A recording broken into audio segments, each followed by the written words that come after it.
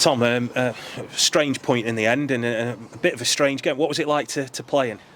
Yeah, they've scored from nothing, I think, to the set pieces. But like the gaffer said at half time, it's a big part of football. If you don't defend set pieces, you're going to be in trouble. So that we haven't started great on that front. But at half time, if someone offers you a point, I think you probably take it at 2-0 down. So we're slightly happy with it. But of course, we wanted 3 points, and I thought we should have got them today.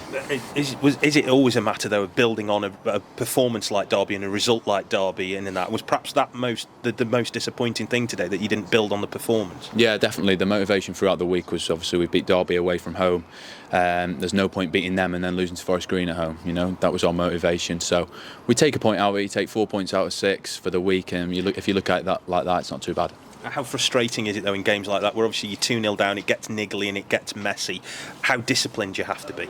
Yeah, you've got to be disciplined all the time as a footballer, and when the game goes like that, like you say, discipline's very important. I thought we were disciplined. We definitely stayed in the game, and then I think there was only one team going to win it towards the end. A bit of a different role for you as well, a much more deep line, I think, than you used to. Are you kind of acclimatising that? Is that helping you get back to where you were last year? Yeah, like you say, it's a different role. It's something I want to get better at. You know, I'm under no illusions that I need to get back to my best. I'm doing everything I can to get there, and I will get there, but I'm not there yet. But it's something that I'm building to, and that's my personal motivation. The 2 goals that come right at the very end, and did the first one kind of change the way in which the team mentally, if anything, were approaching those last 10 minutes? Yeah, of course. I think goals obviously change games. The motivation at half time, and what was said was, if we score one, you know, we'll go on and score a few more. And like I say, I think if there was 10 more minutes they added onto the game, I think we'd have won it. A mention for Ellis as well, who just can't seem to stop scoring as well. When you have a player like that as a midfielder, what does that mean, and how does it help you as a team, if you like, with a focal point? It's so important. You know, we've got that in Alice, and he's doing it at the moment, but we've also got that in James Wilson. It's only a matter of time until he starts doing it as well. You saw at Derby his class for the winner. But yeah, Alice has been excellent. You know, put his goals aside, he's a real team player. He's massive in the dressing room, and yeah, I can't speak highly enough of him. The character of the team last year was apparent when you went behind in games and you got something from him. This year you're doing that as well.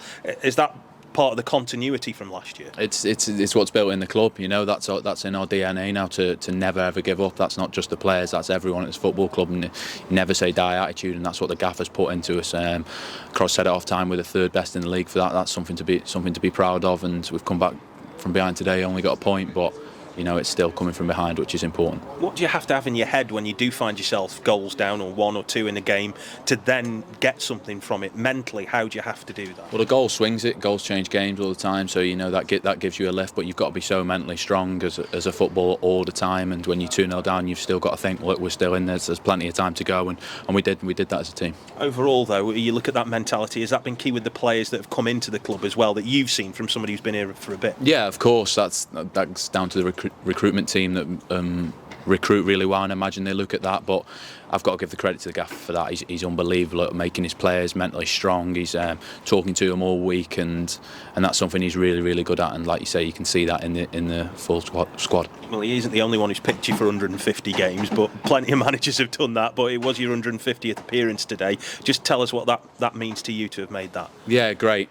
It's a real milestone. I know I was creeping up to it, and I'm really pleased to get there. But that's gone now, and I want to get to 200. That's my next goal. But like I say, my main focus is getting back to form as quickly as I possibly can, because that's exactly what I want. How far away do you feel you are from where you can be?